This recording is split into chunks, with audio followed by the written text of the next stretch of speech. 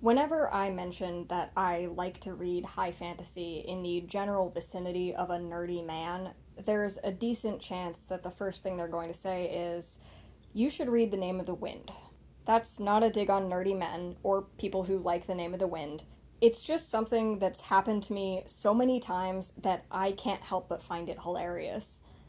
One of the people who recommended The Name of the Wind to me was actually my partner, if that provides some more perspective. I'm not holding it against you if you like this book. So last spring, I decided, alright, let me crack this thing open. I spent 3 weeks slogging through The Name of the Wind by Patrick Rothfuss, and at the end of it, I felt... Here's the thing. I didn't hate it. I don't think it's a terrible book. But I was disappointed by it for so many reasons. More than anything, it left me a little annoyed that it wasn't handled better, because it did have a lot of potential. Funny enough, not long after I read The Name of the Wind, my partner got back into reading high fantasy, and his opinion on The Name of the Wind retroactively shifted in light of reading similar stories. In the past few weeks, I've been editing one of my manuscripts, and having some time away from it has given me a much clearer perspective on what it needs. To me, The Name of the Wind feels like a book that lacks perspective. This video is going to be a very light summary, a very quick review, and mostly an attempt to do what Patrick Rothfuss can't or won't do: fix The Name of the Wind.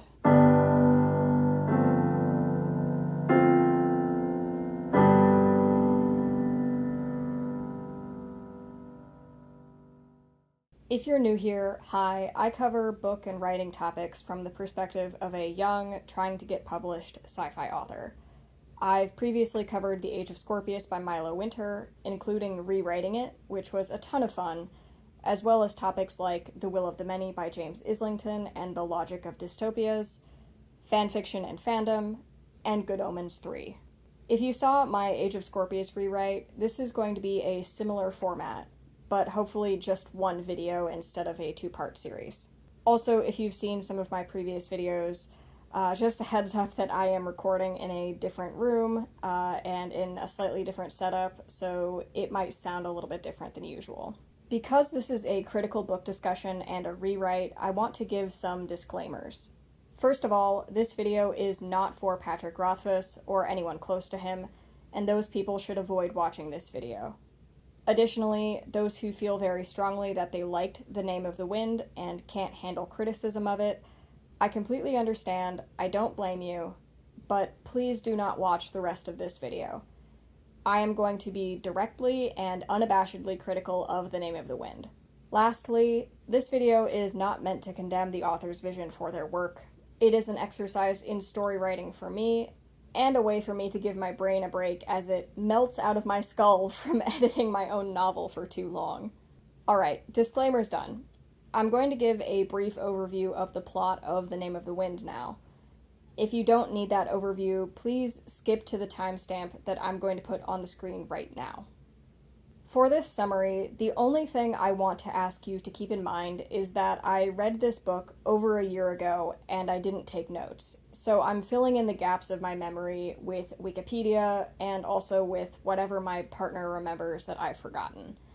If I missed something, I'm very sorry, but given that I'm about to unravel and re-knit this book, I'm not overly concerned with little misses. Okay, here's the summary. The Name of the Wind is a split timeline story in the very loosest sense. The novel opens with a legend about someone calling the titular Name of the Wind, but very quickly moves on to one of the two major timelines, the present day. In the present day, an innkeeper called Coat manages the Waystone Inn with his assistant, Bast. One night, Coat rescues a traveling scribe called Chronicler from the magic spider monsters called Scrael. Chronicler recognizes Coat as being the legendary Kvothe, which is one hell of a name.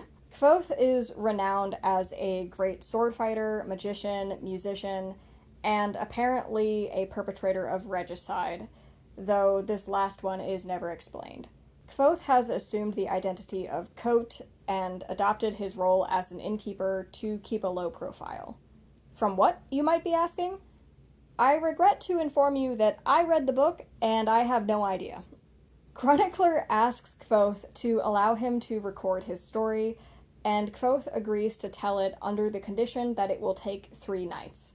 Each night, if you're wondering, corresponds to one book in the planned Kingkiller Chronicles trilogy, of which we only have 2 books, and will likely only ever have 2 books. Keep that trilogy thing in mind for the review section of this book, because I'm going to argue against it. Kvothe begins telling his story to Chronicler, and that begins our second major timeline, Kvothe's past. He begins with his childhood, where he grew up in a troupe of skilled traveling performers called the Edema Ra. As a member of the Edema Ra, Kvothe learns how to act, sing, and play the lute. The troupe eventually acquires another member in Abenthi, a scholar and arcanist. Abenthi takes Kvothe under his wing, educating him in science and sympathy, a magical discipline which creates links between objects to allow for manipulation. The more similar the objects, the easier it is to sympathetically link them. Abenthi also demonstrates the ability to call the wind by knowing its name, alluding once again to the titular name of the wind. Kvothe excels at his musical, scientific, and sympathetic studies. He's also fascinated by Abenthi's ability to call the name of the wind and expresses desire in learning it. However, Abenthi leaves the troupe before teaching Kvothe the discipline of naming. Before he does so, though, he recommends that Kvothe continue his studies and eventually attend the university to further his studies in sympathy and to learn naming. Later, Kvothe's father, a famous bard, begins doing research on the fabled story of the hero Lanri and the mythical monstrous creatures known as the Chandrian, in order to compose his greatest ballad. One day, after his father has been researching and collecting stories for a while, the troupe makes camp, and Kvothe is sent by his mother into the woods to collect firewood. When Kvothe returns to the camp, he finds it has been burned to the ground, the entire troupe and his family are dead, and the campfire has turned blue, which is associated with the legend of the Chandrian. The Chandrian, who manifest as different kind of robed and monstrous figures, are seated around the campfire, and Kvothe learns that they have killed his father in order to prevent him from getting at the truth of them. Kvothe is spotted and nearly killed by one member of the Chandrian before another intervenes and pressures them to leave because of the imminent approach of an unidentified enemy. Kvothe has some major PTSD after this incident, and he's left orphaned and penniless. He hangs out in the woods playing a lute for a while, but eventually has to seek out civilization. He goes to the city of Tarbean, where he promptly gets the shit kicked out of him and has his loot destroyed.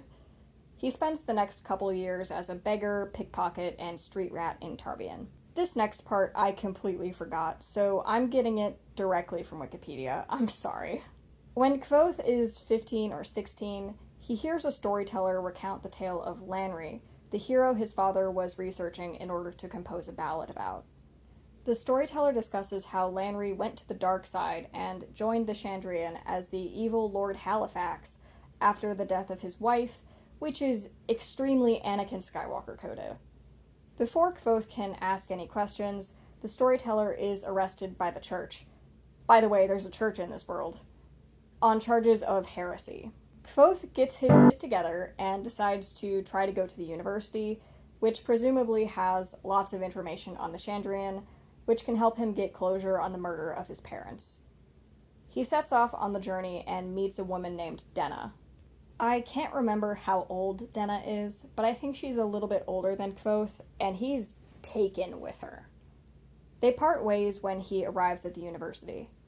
He manages to get accepted and also convince the masters to give him a scholarship, because this university has a crazy policy of setting tuition in a completely arbitrary way. Oh, also, all of the masters are men. That's going to be a pattern. One of the masters, Hema, also despises him from the jump because of a little prank that Kvothe pulled, and I think that's hilarious, because Hema is a grown man acting super snotty toward a literal teenager. Kvothe also immediately has a feud with this guy named Ambrose, who I think is in his 20s and super rich, which is funny to me for a very similar reason. Ambrose doesn't like Kvothe because Kvothe intervened on behalf of a female student when Ambrose was being a predator, which is ironic because Kvothe himself is a little weird toward women. That's going to be a pattern. Anyways, Ambrose pulls a trick and gets Kvothe banned from the university archives, which is a problem considering the archives are a big reason why Kvothe is there to begin with. In spite of Kvothe's obvious intelligence and skill, he struggles to advance against the university faculty because they're all, and this is completely accurate, stupid and ridiculous. The way the school is set up is insane and makes no sense, and it made me want to rip my hair out. While all of that is going on, and Kvothe is still feuding with Ambrose and Hema, he completes a bunch of side quests related to his music. He buys a lute and manages to perform at a famous music tavern to earn some money, where he once again meets Denna, who is herself a musician and also is now apparently dating one of Kvothe's university friends. At some point in all of this, at the change of the semester, his tuition is raised and he has to go to a moneylender named Devi, who charges him 50% interest, and I think also keeps a vial of his blood to use for sympathy if he fails to pay up. He also gets publicly whipped as a form of discipline by the school board, which is f***ing insane. Oh, there's also this storyline in which Kvothe meets this girl named Ari, who has been living in the caverns underneath the university. If I remember correctly, she helps him sneak through the back way into the university archives so that he can study properly. There's a lot going on here, sorry. I need to go back to Denna real quick. She's a weird character. She uses a lot of different names, and when she meets Kvothe for the second time, she acts like they've never met. She also seems to flit between different men fairly frequently. She's also described by Kvothe in ways that, to me, seem overly sexual and uncomfortable. Need I say again, that's going to become a pattern. Kvothe and Denna eventually end up sort of dating, but Kvothe is a nervous and awkward teenager and can't quite get up the courage to kiss her or anything. One day, he misses a date with her because there's a disaster in his magical workshop class, and he saves this other girl, Fila, who I believe is the same girl that Ambrose was sexually harassing, from certain death. Kvothe sustains some burns, and when he's finally able to see Denna again, he encounters her at a bad moment, when Fila is thanking him, I think, and Denna takes that as her cue to disappear. Alright, that's the middle section. Holy shit, this is getting long.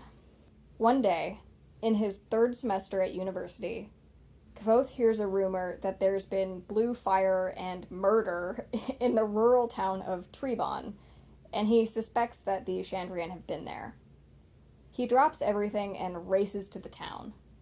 There, he finds Denna once again, this time injured. Denna is the only survivor of the wedding.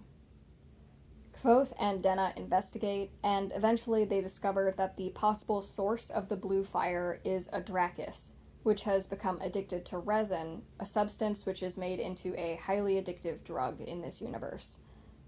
At one point, Denna accidentally consumes some resin, but Kvothe has her eat charcoal to hopefully absorb some of it from her stomach, and keeps her under observation.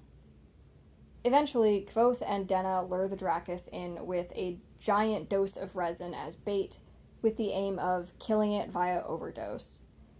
That doesn't work, and the Dracus, now very high, moves toward the closest town, threatening the occupants. Denna is high on resin and incapacitated, so Kvothe has to leave her behind to go save the town. He arrives and manages to kill the Dracus, but in the process, he's badly injured and gets knocked out. When he comes to, Denna is long gone yet again. Backing up here, while the whole Dracus plotline is unfolding, Kvothe and Denna do uncover involvement from the Chandrian at the wedding. It has to do with the discovery of a Chandrian artifact at the site where the wedding was held, some sort of fancy pot with icons on it. Similar to what happened to his family and troop, the Chandrian slaughtered the wedding party to ensure that no true knowledge of them was uncovered. The Dracus plot and the Chandrian plot are unrelated, though they appeared to be tied together at first. Kvothe returns to the university, where he sees Denna, who acts really odd and as if nothing has really happened. He also encounters Ambrose, who taunts him and breaks his lute. Enraged, Kvothe unintentionally calls the name of the wind, which has such force that it breaks Ambrose's arm. Kvothe is sentenced to more disciplinary lashes, but also promoted in rank as a student and placed under the tutelage of Eladin, the Master Namer. That's basically where the past timeline ends. In the present-day timeline, in the inn, a mercenary possessed by some sort of fae attacks the patrons. Kvothe tries and fails to use magic to intervene, leaving a minor character in the inn to dispense with the mercenary using an iron rod. Things settle down in the inn after that, and Kvothe goes to bed.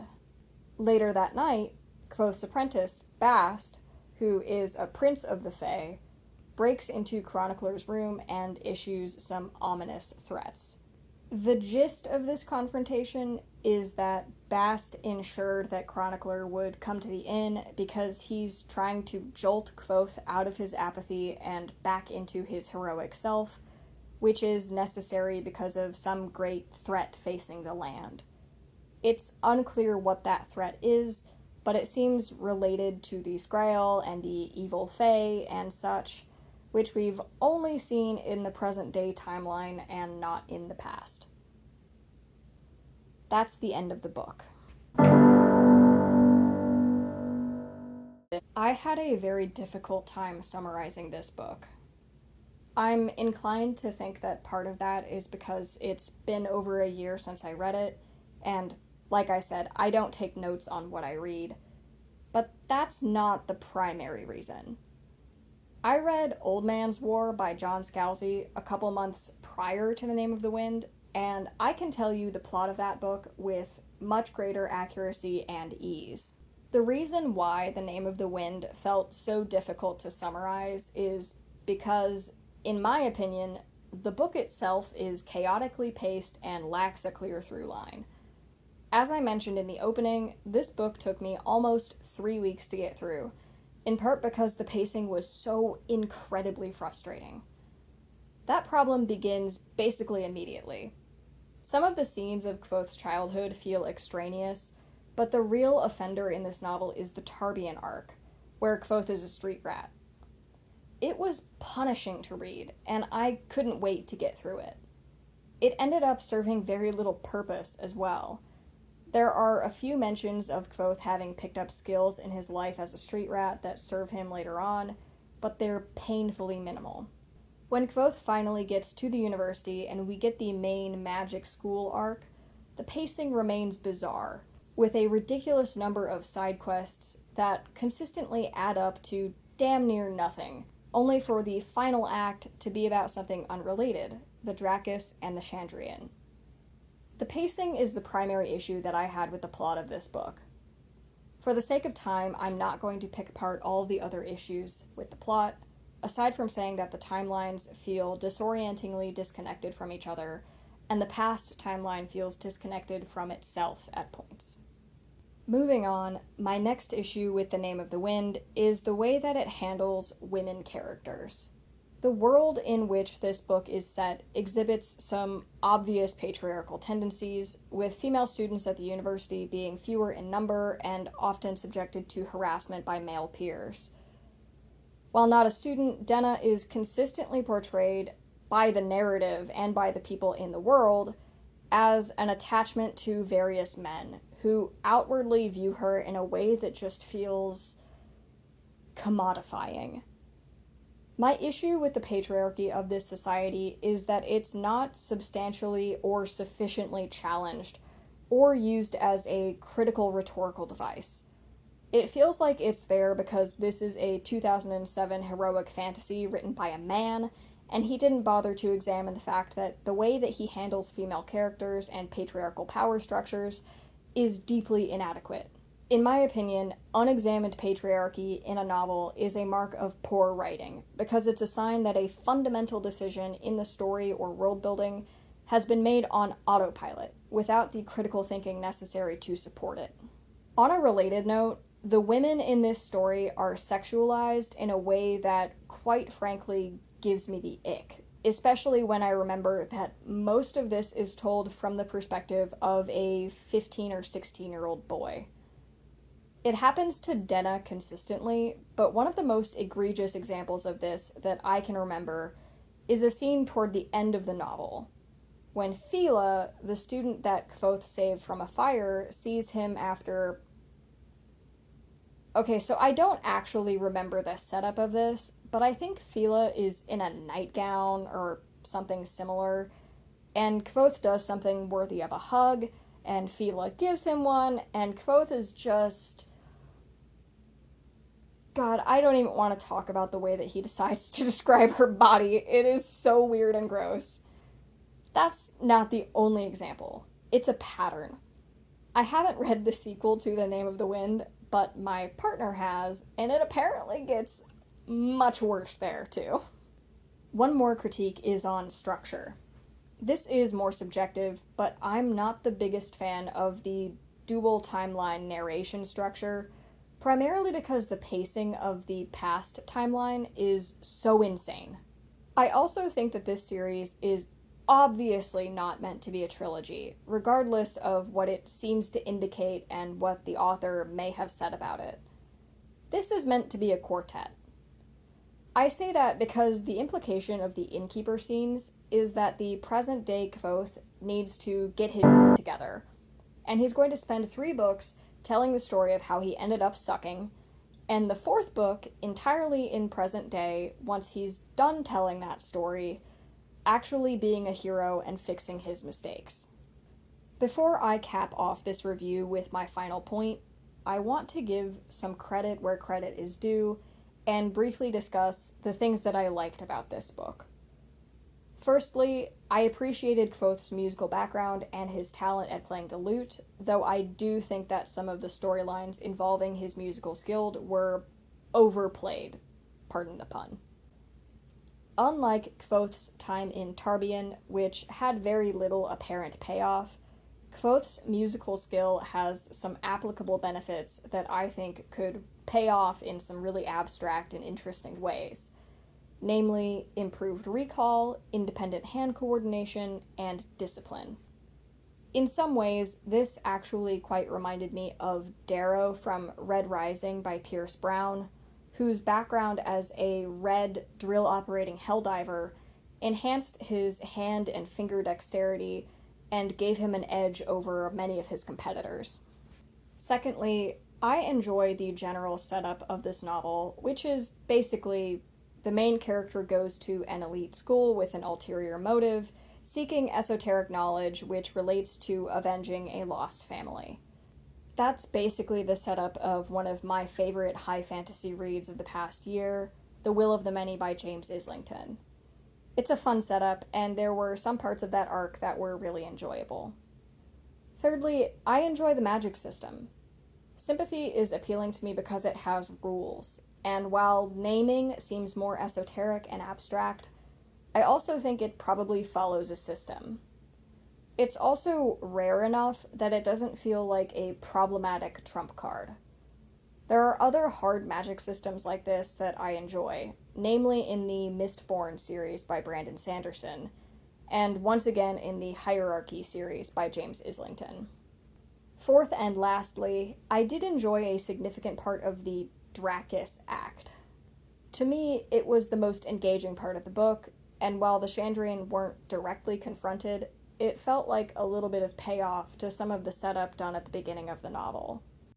Alright, for my final part of the review section, I want to touch on something that I've heard very frequently from the men who recommend The Name of the Wind to me.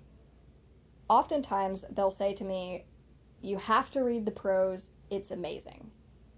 Say nothing of the story or the characters, To them, the way that Patrick Rothfuss puts his sentences together makes it worth the read no matter what. In my opinion, the prose is just all right. It's a little more on the flowery side, which I don't mind, and there are some really nice turns of phrase. But the prose is not nearly good enough to make up for all of the other shortcomings I feel this novel has, and any enjoyment of the diction I had was overwhelmed by the absolute shit show of the plot and the sexism and everything else I just talked about. I do see how the prose appeals to some people, but if I'm being honest, I don't find it all that excellent or all that special. I'd argue that The Will of the Many by James Islington has superior prose, in addition to a far superior story of a similar vein. Actually, I want to qualify that a bit. On the surface, The Will of the Many and The Name of the Wind have relatively similar setups. But as I think about it, they're actually extremely different kinds of books. In the case of The Name of the Wind, I find that, just anecdotally, a lot of the people who really enjoyed it read it under a certain common set of circumstances. This isn't universal, of course, and I'm sure that there are people who liked it that don't fit any of these criteria. Here are my anecdotal observations. Most of the people I know who loved The Name of the Wind were men. They read it between the ages of 16 and 22, and it was one of the first books that they read after a long break from recreational reading, or it was one of the first adult books that they ever read. I think that all three of those factors contribute to The Name of the Wind being such a standout title for people who land in those categories. The man portion of those qualifications is kind of interesting too, because I genuinely think that there's a gender bias here. As I think about that, and the kind of character Kvothe is, and the way that the story unfolds around him, I'm increasingly convinced that The Name of the Wind is to young adult men what romantasy is to a stereotypical book talk girly. Kvothe is kind of a Mary Sue. I don't know if there's a masculine equivalent to that. If there is, someone let me know. He has an apparently very striking appearance because of the color of his hair. He's great at everything he tries, pretty much, especially music. He beats up his bullies using magic, and in spite of all logic to the contrary, and some of Denna's strange behavior, the women around him absolutely fawn over him, even though he's usually younger, scrawnier, and less attractive than the other men around him. When I think about the plot in light of all of that, The Name of the Wind reads as a story that fulfills an adolescent fantasy, wrapped up with adult-level prose and some unnecessary weirdness toward women. Aside from the unexamined patriarchy in this novel, I don't really have a massive issue with this kind of story existing and appealing to men. But I do think it's ridiculous that this novel is considered standard heroic fantasy, whereas a lot of heroic fantasy that appeals to women is separated into its own genre. That is, romantasy. Both The Name of the Wind and something like A Court of Thorns and Roses are probably best put in categories separate from high fantasy like Witch King by Martha Wells.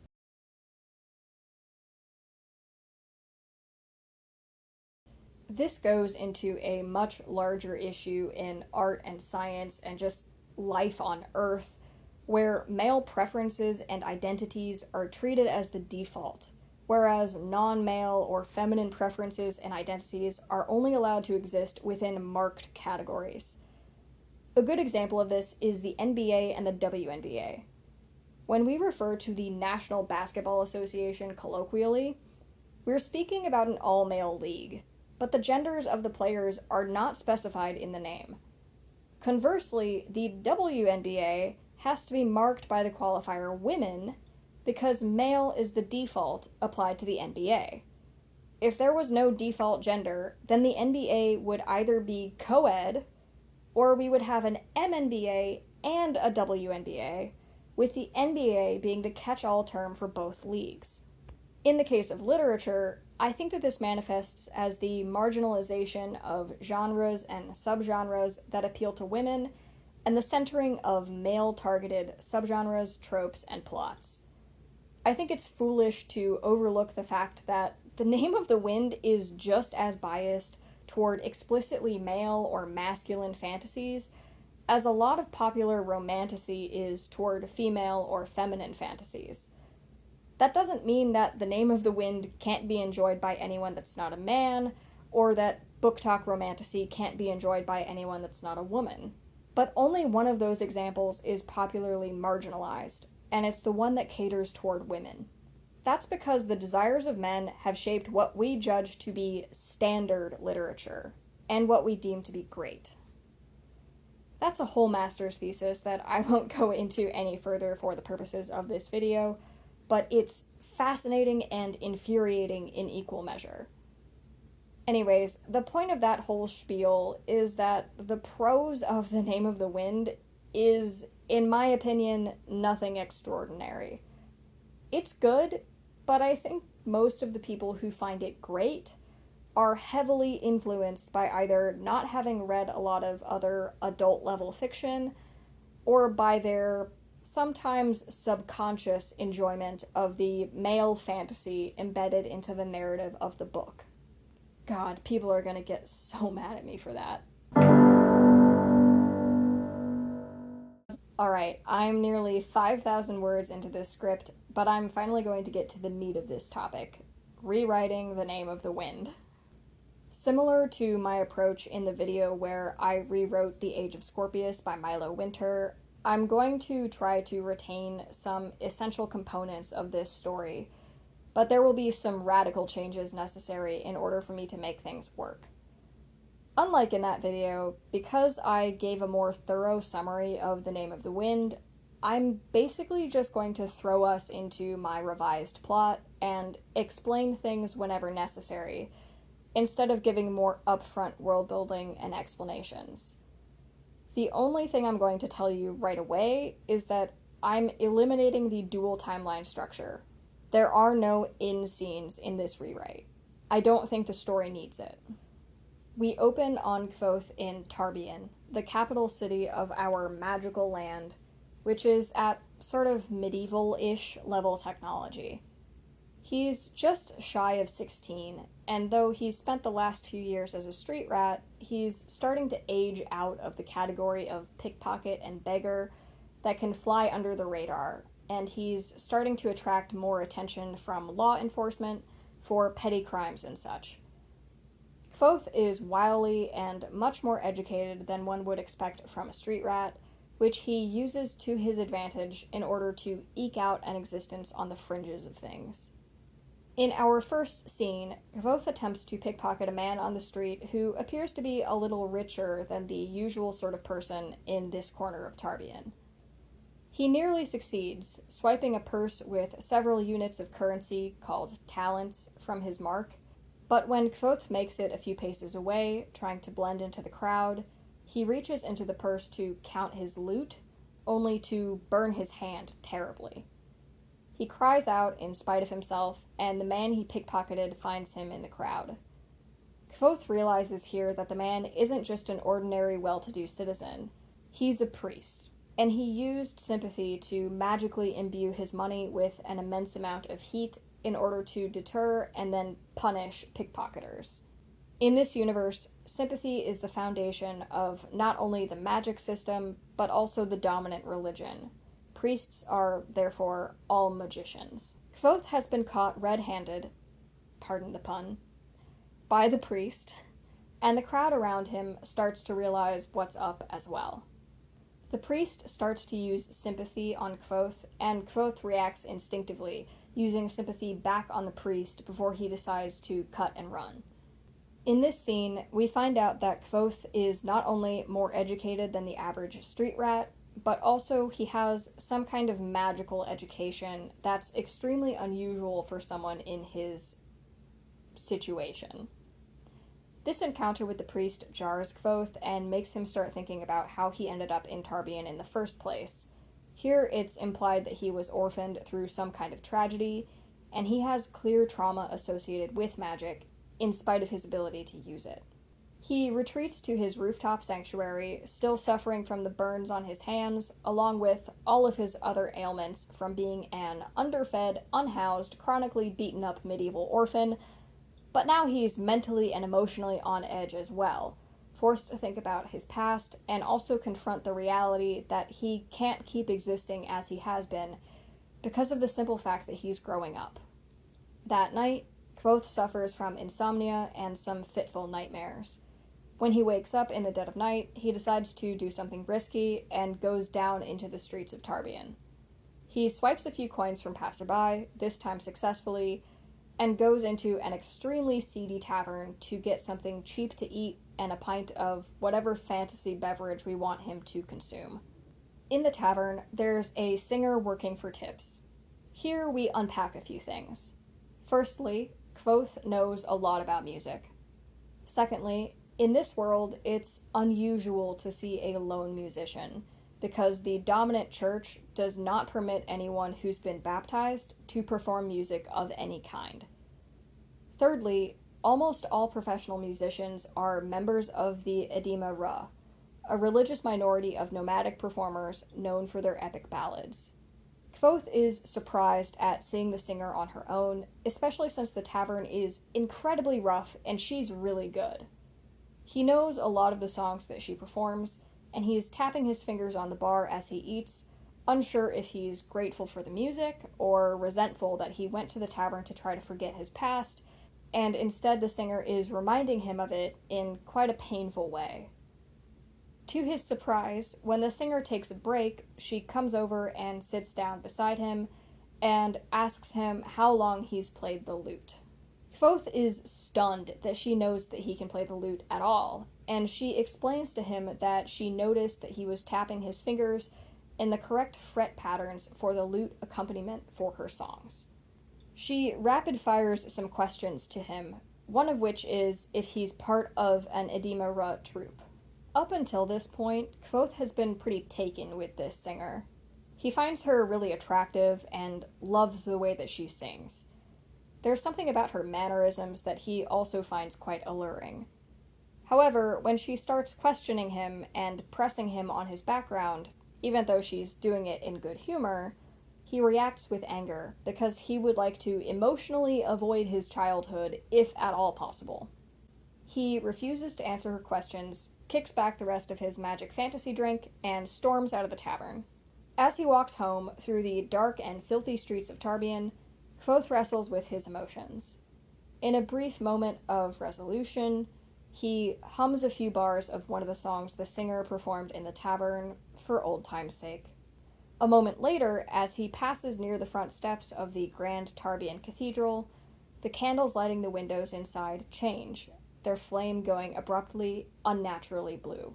Kvothe stops in his tracks, a chill going down his spine, remembering the slaughter of his parents and his troop of Edema Ra about 4 years ago by a group of robed figures who changed the flames of their campfire to blue.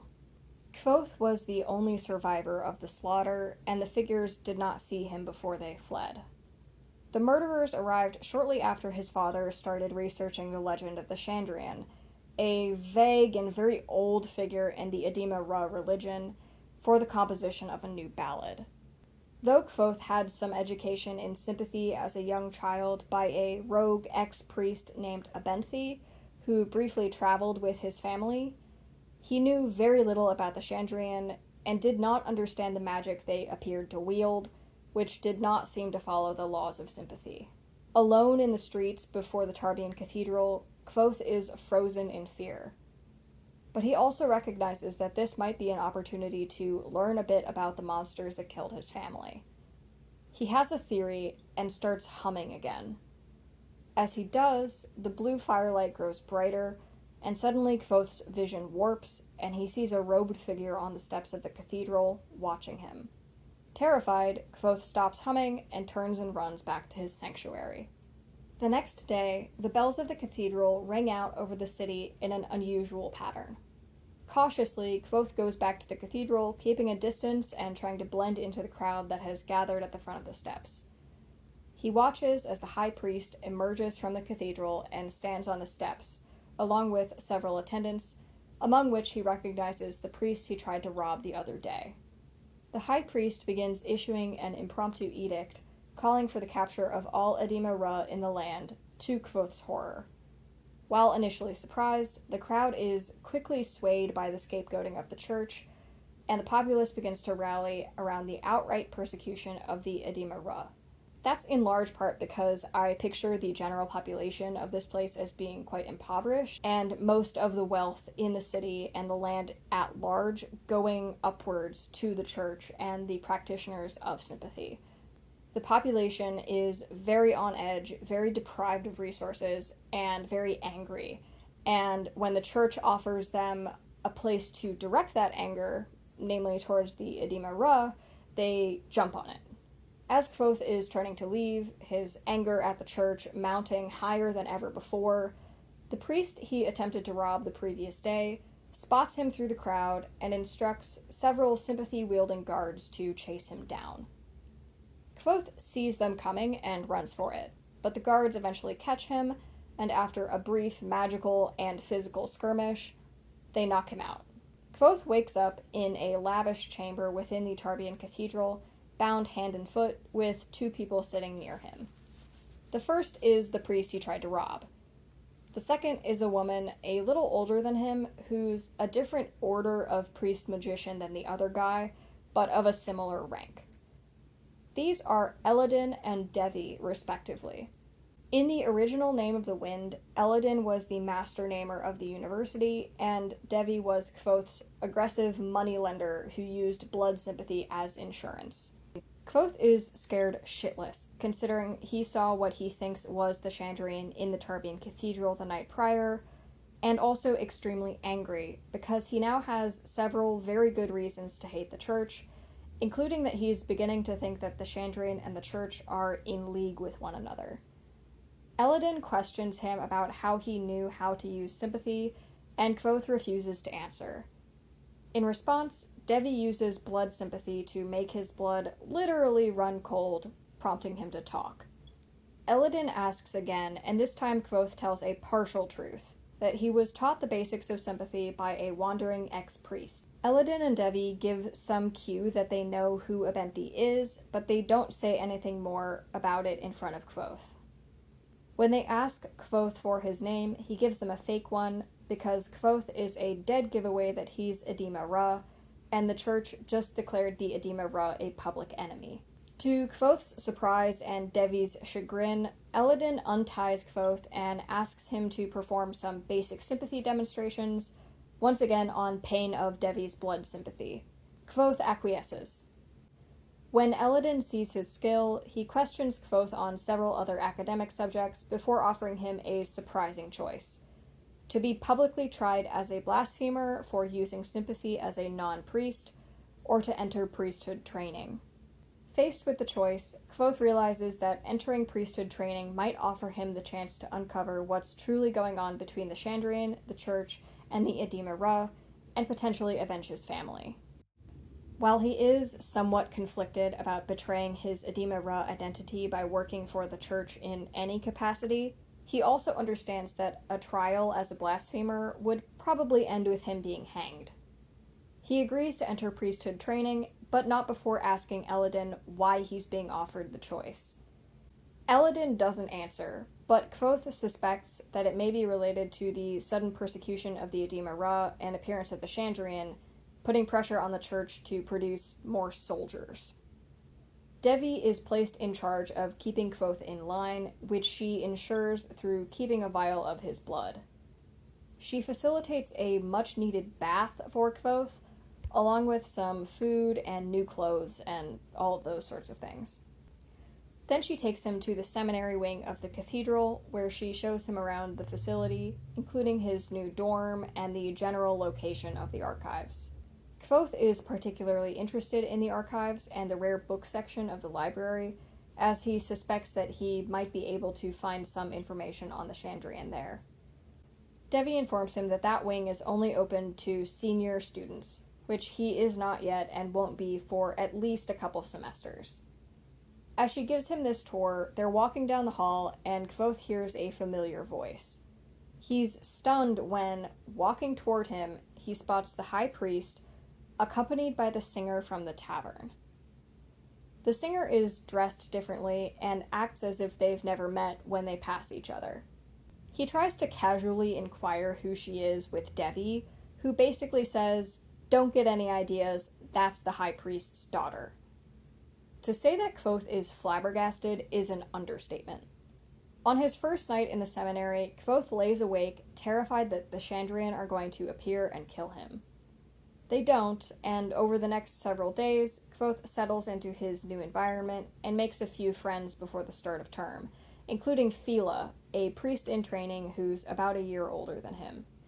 Kvothe meets Fila when she's arguing with Ambrose, an upperclassman who's not very skilled with sympathy, but who comes from a wealthy background and feels entitled to everything, including being able to harass women who aren't interested in him. Fila basically tells Ambrose to fuck off, but when she turns her back, Ambrose moves to attack her. Kvothe intervenes using sympathy, and Ambrose decides that this scrawny little, almost 16-year-old is now his number one enemy. When Kvothe's classes begin, he excels in academics and sympathy studies, but struggles with the religious requirements of priesthood training, including learning the church's particular moral proscriptions and rhetoric against the customs of the Edema Ra. After taking a few weeks to learn the lay of the land, Kvothe decides to begin his espionage. He starts by sneaking out of his dorm at night and trying to explore some of the restricted areas of the seminary and cathedral.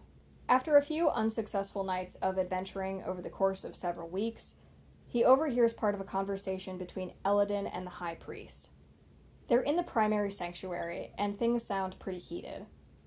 They're talking about some kind of duel, but Kvothe can't hear exactly what. It sounds dire, though, and when Kvothe peeks down into the sanctuary, he sees that they're looking through a very old book that's bound in an unusual way. Kvothe isn't close enough to see what it is, but after a moment, Eladin picks up something that Kvothe recognizes: a lute. There's some kind of commotion from deeper in the cathedral, and Eladin and the High Priest turn to see what it is, walking toward him in a way that might get him caught. Before they can, someone puts a hand over Kvothe's mouth and speaks a word that he doesn't understand. Around him, all the sound disappears, and Eladin and the High Priest walk past Kvothe and the speaker without seeing them. When Kvothe turns around, he finds the singer. She speaks a different word, and the sound around them returns. The singer, that is, the High Priest's daughter, finally tells Kvothe her name: Denna. Denna is cagey about her true intentions, and the mysterious ability that she used to silence the world and hide them.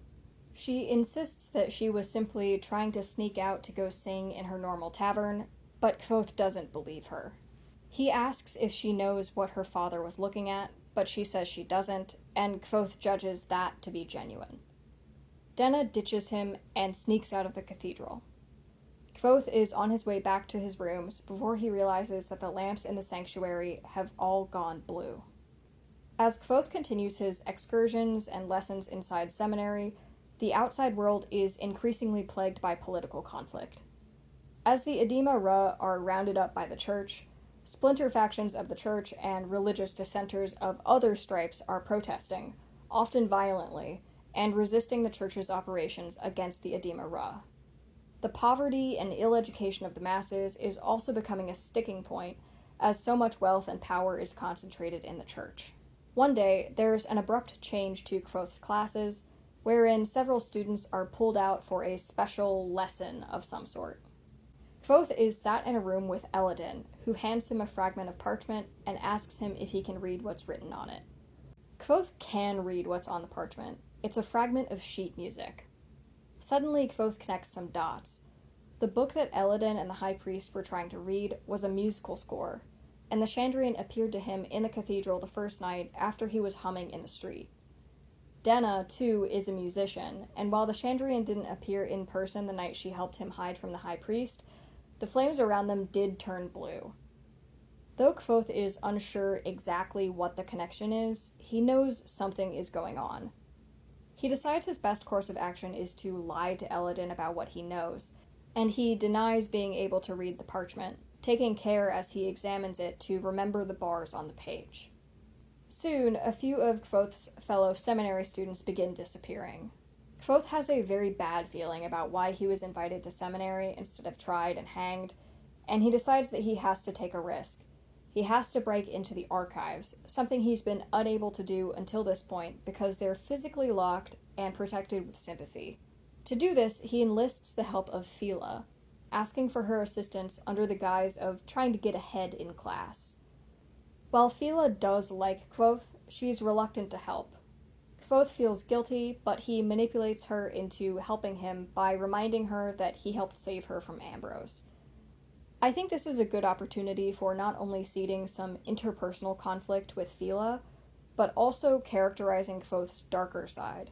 Here he demonstrates that while he has what he feels is righteous anger at the church, he is willing to compromise his own morals when he's desperate enough to. So Fila lets Kvothe into the archives after hours, and he's able to find a book on the Chandrian. It's a very old fairy tale most often told to children. It goes like this. A long time ago, the Chandrian roamed the world on blue wings, spreading fire and destruction wherever their feathers fell. The humans of the land were constantly tormented by their endless pranks and terrorizing. One day, a young blacksmith's husband was possessed by a Chandrian, who broke her heart and fled with her husband's body. The blacksmith was not an ordinary human, though. She had discovered a secret of nature: sympathy. Determined to avenge her husband and finally rid humanity of the plague of the Chandrian, she pursued the Chandrian and challenged them with the forces of sympathy, and used it to bind the Chandrian in a world apart from ours for 3,000 years. The Chandrian were overcome by the power of sympathy and forced to retreat, but the sympathy of the blacksmith could not overcome the one force native to the Chandrian, their own language. The Chandrian spoke the language of music, true music, and when humans managed to produce true music, the Chandrian could slip through the divide in the worlds and wreak havoc yet again. The blacksmith, of course, went on to become the mother of the Church of Sympathy and the first High Priest. Kvothe is stunned by the story and sick at the thought that his parents may have been killed by the very thing that they, and he, loved so much: music. He's distraught by the thought, and it takes him a while to realize that there are other important parts to the story, the 3,000-year time limit especially. He suspects that they're coming up to that deadline, especially since Elladan and the High Priest were reading some kind of musical score.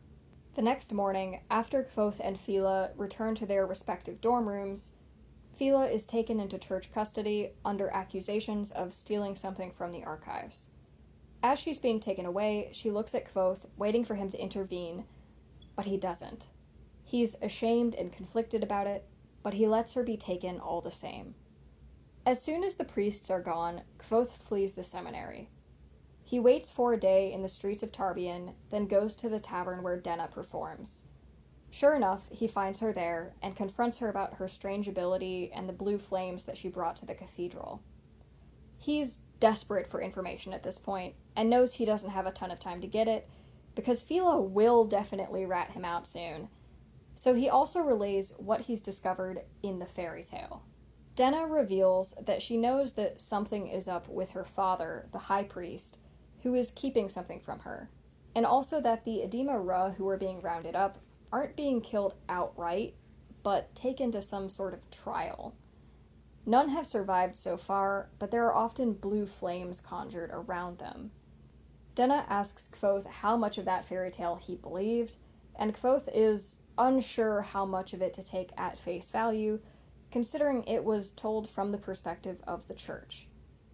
Denna doesn't say any more in her typical mysterious way, but does recommend that Kvothe go try and take a look into the smaller sanctuary and see what he can find out, as she's been prohibited by her father from setting foot in there for the past several months. Then Denna leaves the tavern. The candle at their table turns blue when she does. Under the cover of night, Kvothe sneaks into the smaller sanctuary, being sure to stay well hidden. There, he finds a troop of Edema Ruh imprisoned, all clearly exhausted and terrified. He rushes up to one of the older, more coherent members and asks what's being done to them, trying and failing to free them from advanced sympathy bonds in the process. The Edema Ruh says something about a test and playing music and demons. Kvothe is still confused, but before he can get any more information out of them, he's hit with an enormous amount of pain and passes out. This time when he wakes up, he's in a place he doesn't recognize that looks like some sort of ritual chamber, and Devi is standing over him, holding the vial of his blood. Eladin is there as well. Fila has clearly ratted him out for being responsible for breaking into the archives, and Devi and Eladin have revealed that they know that Kvothe is Edema Ruh. Kvothe is confused how they know that, until Denna arrives, bringing a lute with her. Kvothe is absolutely outraged at having been sold out. Denna doesn't react, and Devi and Eladin don't believe him when he accuses her of being a singer. She's the High Priest's daughter, and that kind of accusation from him would never be believed. Denna, in turn, claims that Kvothe has been trying to court her, and confessed to her that he was from an Edema Ruh troop, and tried to impress her with his skills on the lute. Devi and Eladin hand Kvothe the lute, and threaten his life to force him to play, giving him the strange score that he saw Eladin and the High Priest reading from several nights prior. Devi holds blood sympathy over him, instructing him to play, and when the Chandrian are summoned, to challenge them to a duel. If he wins, he's to learn their name and use it to banish them. Kvothe doesn't really understand these instructions, but he has no choice in this situation. Against his will, Kvothe prepares for and then performs the score, succeeding at summoning the Chandrian, who appears in a wreath of blue flame that hides her from Devi and Eladin. Kvothe looks at the Chandrian and is stunned to find that it's Denna. She smiles at him and asks him if he'd like a duel. At a loss, Kvothe says yes, and Denna sings. Kvothe plays, reaching back to the songs his parents performed, and then playing the sounds of the streets of Tarbean, the music of grief, and improvising the song of the breeze that always brought him the feeling of home. He composes the name of the wind. At the end of the duel, Kvothe wins by just a hair. Denna bows to him, and suddenly she is gone, along with the flames, and Kvothe is struck by a sudden rush of understanding that warps the world around him. When he recovers, Devi screams at him to call the name of the Chandrian and banish them, holding a vial of his blood as a threat. Kvothe calls the name of the Chandrian, and Denna appears again. But instead of banishing her, he tells her to save him. Denna slaughters Devi and Eladin. In the aftermath, she sits across from Kvothe and tells him the truth behind the story of the Chandrian. Thousands of years ago, the Chandrian roamed the land freely, and were not an evil presence, but were often fickle pranksters. But when the Church of Sympathy was founded, the early church founders found that their skills with sympathy were often inadequate compared to the more abstract and overwhelming magic of naming, and their edicts were easily ignored by non-practitioners. One day, a great musician named Lanri fell in love with a Chandrian, but the Chandrian left her and broke her heart. The Church of Sympathy found her and appealed to her, and in a fit of despair, the musician challenged the Chandrian to a duel with their own language, music. Remarkably, the musician won her duel, and in exchange earned the power of naming. Manipulated by the church, she used her power to learn the name of the Chandrian, and banished them from the realm of humans for 3 millennia. After she did so, the church began to expand, taking over the human realm. The musician, on the other hand, slowly recovered from her heartbreak, and, seeing the destruction caused by the tyranny of the church, which began to use its sympathy to oppress those who opposed it, grew to regret her actions. She tried again to call the name of the Chandrian, but found she could not do so because they were no longer in the human world, and the boundaries between the worlds were too strong. Instead, she set about creating a community of musicians who would hopefully one day be skilled enough to summon the Chandrian, learn their name, and use it to rewrite the world.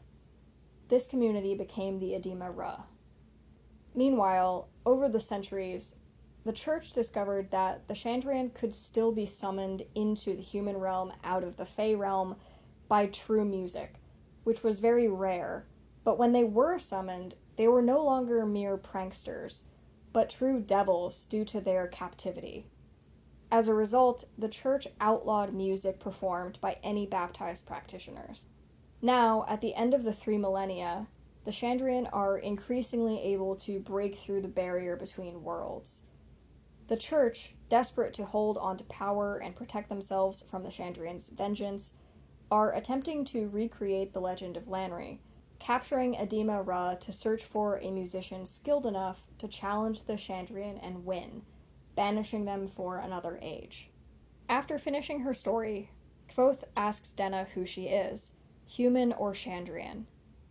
Denna tells him that she used to be an ordinary human singer, but after accidentally summoning the Chandrian and losing her duel, the Chandrian chose to take up residence in her body instead of burning her, using her connection to the church to search for someone with the skill to win a duel and gain the power of naming, which could then be used to call the Chandrian back to Earth, now that the barrier between worlds was thinner.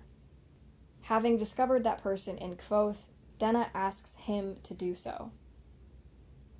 Kvothe listens to her story, but says nothing, remembering the way the Chandrian killed his family out of nothing but a desire for vengeance. Denna asks Kvothe again to free her people, and he refuses. Enraged, she tries to attack him, but Kvothe holds her back by invoking the name of the Chandrian yet again. Hearing the sounds of other priests in the distance, coming to find out what happened to Devi and Eladin, Denna decides to leave Kvothe to them, and disappears in a wall of blue fire. Kvothe is unsteady from his ordeal, but he picks up his lute and tries to flee. The priests give chase and overwhelm him with the use of sympathy, catching him on a high balcony in the cathedral. Kvothe calls the name of the wind and uses it to throw them all off the building. As warning bells begin to ring out all over Tarbean, alerting the city guard and all the priests in earshot, Kvothe stumbles through the cathedral until he finds where Fila has been taken for interrogation. She's been beaten up and is only partway conscious. She wakes up a little and says something about being taken for a test and seems distraught. Kvothe manages to free her, and, not trusting the disappearance of some of his other classmates, which he still hasn't uncovered the root cause of, he slings her over his shoulder and escapes the cathedral with her, stealing a horse and riding out of Tarbean with the wind on his back. As he rides away, the fire of the city lights turn blue in his wake. In the epilogue, Kvothe arrives with a still suffering Fila at an inn a day's ride from Tarbean. As he carries her up to a room to let her sleep and recover from her injuries, he sees a wanted poster with a drawing on it that seems sort of familiar. He asks the innkeeper who it is, and he tells him that it's Abenthi, the leader of the heretics of Imri. That's the end of the book. I'm going to try to keep my concluding thoughts short because this is already the longest script and probably the longest video I've ever made. First of all, I'm not extremely happy with how this rewrite came out. It was a f***ing slog to get through the last 60% of the plot, because after I started out, I realized I had very little idea of where I was going, and the setup is so profoundly difficult to work with, even after changing things around significantly. I know that one of the big things surrounding Patrick Rothfuss's work is that he has yet to publish book 3 of this series, which is really unsatisfying for fans. And in perfect honesty, I don't blame him for struggling. I didn't write myself into nearly as bad of a corner in this revision, and it was still extremely difficult to make the premise of this story work. I honestly don't know if I really did. Second of all, I did this revision as an exercise for myself. I'm currently editing a novel using some critique from a fellow author, and I'm really glad that I decided to reach out to her for that critique. So far, I've added about 11,000 words to my manuscript, which I didn't realize it needed, but I think it truly did.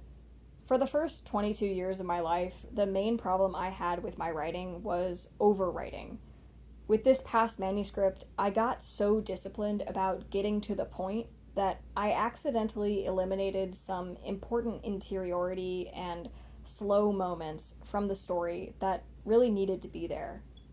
It wasn't detrimental, but I think that adding some of them back in has been good for the depth of the novel, and it's been really refreshing for me to be able to think about adding instead of trimming. It's also been a couple months since I looked at this manuscript, and having that perspective made me realize that there were some larger things that I needed to change. Thankfully, nothing huge, but several chapters that needed to be rewritten or repositioned have come up, and I'm glad I've gotten to work on them again, because I want this book to be the best it possibly can be. The Name of the Wind needed more critique, more time, and more perspective. I would argue that this novel has the opposite problem of mine. It needed things cut out. That's not the only issue, or even the primary issue, but it's one of the most obvious. It's also not a standalone novel, and my greatest worry after examining the mechanics of the plot and the world building is that it was written without the conclusion of the series being clear, even in the abstract. Like I said, it wrote itself into a corner. Having done this exercise, though, and pushed through the extremely difficult task of trying to tailor this plot and these characters into something palatable, I am glad I went through with it. I think that it made my plot development skills better and gave me some exercise at spotting and solving problems in pacing, world building, and setup. I definitely think I want to do more of these sorts of videos, but they take a super long time and a lot of effort, so if you want to see more of them, please let me know in the comments, because I need the motivation. Also, subscribe to see them in the future. Alright, let's do the last little bit of this. Recommended reading for this video are all books with similar elements as The Name of the Wind, but that I think are constructed in a more masterful or more enjoyable way. Number 1. I recommend this all the time, but once again, The Will of the Many by James Islington. Number 2. The Way of Kings by Brandon Sanderson. Number 3. The Devils by Joe Abercrombie. Number 4. Witch King by Martha Wells. Number 5. King of Scars by Leigh Bardugo. This is a little bit more on the YA side. Number 6. Carry On by Rainbow Rowell. This is very, very YA, and also heavy on the romance. It's been a long time since I've read this one, so I'm hoping this recommendation holds up.